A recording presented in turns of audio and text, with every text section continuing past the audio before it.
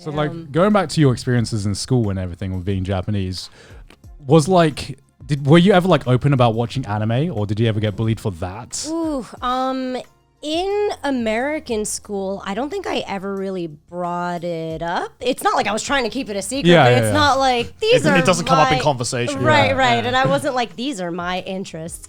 But oh god, I do remember something weird did happen. I had to do a book report and an autobiography, and I did it on Sir Arthur Conan Doyle because I actually really do like Sherlock Holmes.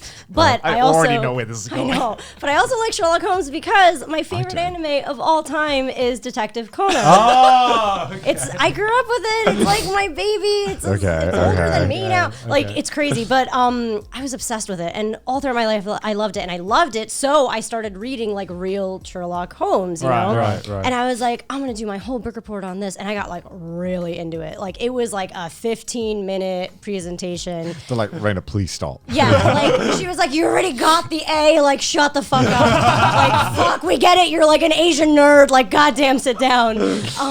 But that was when in the whole presentation towards the end I started talking about Detective Conan. I was like I had to explain something like about his name, right? And other iterations of his name. And I was like, and in Japan, the most popular anime is called Detective Conan. And it's about, Conan Doyle, but it's not because, and I like went on like a really nerdy tangent. You literally did like an anime analysis video of why Conan is called Edogawa Conan. I did.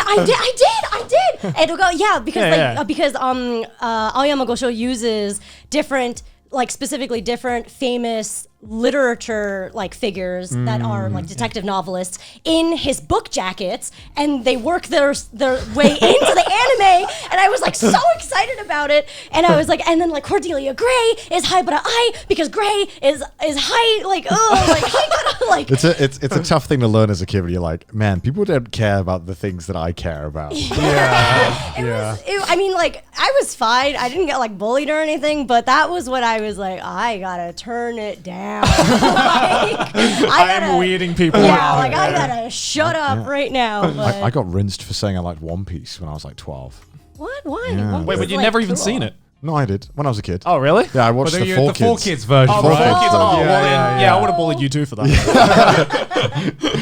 Yeah, they were just like, why are you watching cartoons, Connor? We're 11. Go up. Oh, literally. Why aren't you? My parents would lie at the time. They're like, when are you going to stop watching cartoons? And I'm like 13. I'm like, am I supposed to stop? What? This is awesome though. My parents kept telling me, you'll grow out of this. You grow out of this. Here I am, like about to go to university, being like, am I going to grow out of this? I'm still really enjoying this right now. Made a career out of it. Was there a thing like that in like American schools, or was like they expect you to like stop talking about like stuff like that? Like, there definitely was, and I think it was also like I grew up in like late 90s, 2000, and like there was definitely kind of like a we want to pretend to be older than we actually are kind of phenomenon. However, we also.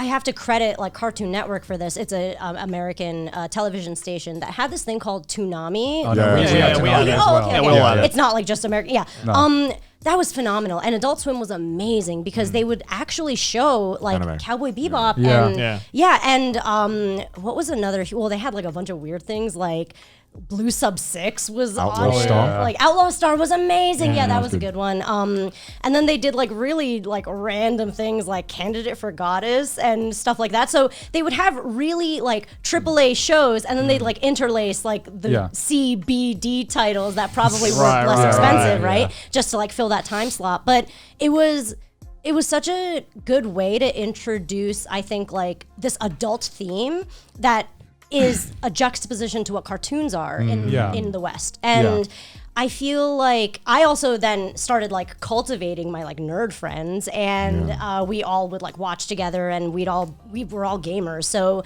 that kind of like interwove in itself, it just weaved itself in perfectly. And I never was like bullied or anything. I'm so jealous because I wish I had nerd friends growing up. Nerd friends just didn't exist. I was growing up in like 2000s. I got so much shit for being nerdy. I got shit for playing video games. Yeah. Really? Yeah. You know, Maybe I think I just grew up in like a really cute. Well, I little think suburb. I've said this before on the podcast. I've always been envious of the fact that like America seemed to be way more open to like nerd culture and that Yeah. kind of Maybe stuff. we were. And I think that the UK is very much not. Yeah. Because it is now. It is now. But Right, I feel right. it definitely depends though on like the type of friends you had as well. Because